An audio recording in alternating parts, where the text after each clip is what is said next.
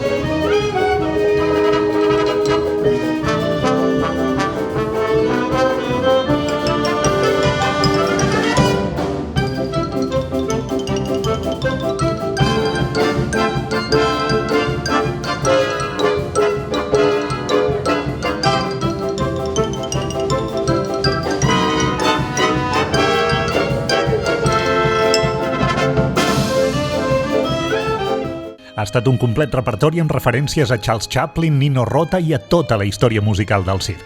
Després d'una llarguíssima ovació, el concert s'ha tancat amb la música del Festival de Circ de Montecarlo.